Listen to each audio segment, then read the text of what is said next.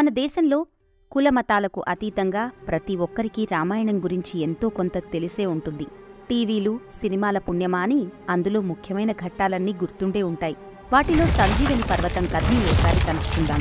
రావణాసురుడితో జరుగుతున్న యుద్ధంలో ఒకరోజు లక్ష్మణుడికి, రావణుడి కుమారుడైన ఇంద్రజిత్తుకి మధ్య గొప్ప యుద్ధం జరుగుతుంది.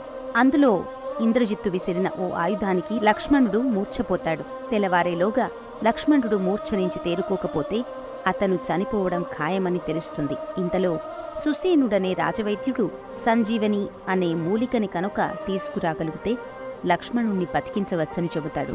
ఎక్కడో హిమాలయ పర్వతాలలో ఉన్న ఆ సంజీవని మూలికను తెచ్చేందుకు హనుమంతుడు బయలుదేరుతాడు. ఆయన హిమాలయాలను చేరుకునేసరికి ఒక పర్వతం వెలుగుతూ కనిపిస్తూ ఉంటుంది. అదే సంజీవని ఉన్న పర్వతం అని హనుమంతుడికి అర్థమవుతుంది. కాని అంత పెద్ద పర్వతం మీద ఓ చిన్న మూలికను కనిపెట్టడం ఎలా? దాన్ని వెతుకుతూ కూర్చుంటే సమయం కాస్త మించిపోతుంది కదా. అందుకని పర్వతం పైభాగాన్నంతా పెకిలించుకుని వెళ్ళిపోతాడు. ఆనాడు హనుమంతుల వారు పెకిలించుకుని వెళ్లిన పర్వతం ఇప్పటికీ ఉత్తరాఖండ్లోనే ఉందని ప్రజల నమ్మకం. అక్కడ అల్మోరా జిల్లాలో కనిపించే డ్రోన్గిరి అనే పర్వతపు పైభాగాన్నే ఆంజనేయుడు తీసుకువెళ్లాడట. ఒక సాధువు వేషంలో వచ్చిన హనుమంతుడు వాళ్ల కళ్ళుగప్పి పర్వతాన్ని ఎత్తుకుపోయాడని చెప్పుకుంటారు. నిజంగానే ఈ పర్వతపు పైభాగాన్ని ఎవరో విరక్కొట్టినట్టు చదునుగా కనిపిస్తుంది. దానిమీద చాలా అరుదైన మొక్కలు కనిపిస్తూ ఉంటాయి. దీనిని సంజీవని పర్వతంగా భావించే భక్తులు 12,000 అడుగుల ఎత్తున్న ఈ పర్వతాన్ని ఎంతో కష్టపడి చేరుకుంటారు. డ్రోన్గిరి పర్వతం చుట్టూ బోటియా అనే తెగవారు నివసిస్తూ ఉంటారు. మూలికలను సేకరించటం, జంతువులని వేటాడడం వీళ్ల వృత్తి. డ్రోన్గిరి పర్వతాన్ని వీళ్లు తమ కులదేవతగా భావిస్తారు.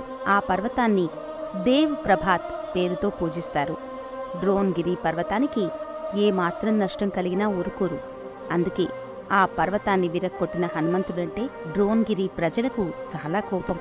హనుమంతుడు పర్వతాన్ని పెకిలించటం వల్ల తమ దేవుడి కుడిచేయి విరిగిపోయిందని వాళ్ల నమ్మకం. అందుకే వాళ్లు ఆంజనేయస్వామిని పూజించరు. ఆయన పటాన్ని కూడా తమ ఇళ్లలో ఉంచుకోరు. ఒకవేళ ఎవరైనా హనుమంతుని పూజించారని తెలిస్తే వాళ్లని గ్రామం నుంచి బహిష్కరిస్తారు. అంతేకాదు, అక్కడి పెద్దలు చెప్పే రామాయణంలో కూడా హనుమంతుని ప్రసక్తి లేకుండా చూసుకుంటారు. రాముడి బాల్యం, సీతమ్మ వారిని పెళ్లి చేసుకోవడం వరకే అక్కడ రామాయణాన్ని చెప్పుకుంటారు. వీరి కథలో అరణ్యవాసం, రామరావణ యుద్ధం వంటి ఘట్టాలే ఉండవు. 1000 సంవత్సరాలు గడుస్తున్నా తమ పర్వత దేవుడికి ఆంజనేయుడు చేసిన నష్టాన్ని వాళ్లు మర్చిపోవడానికి సిద్ధంగా లేరు.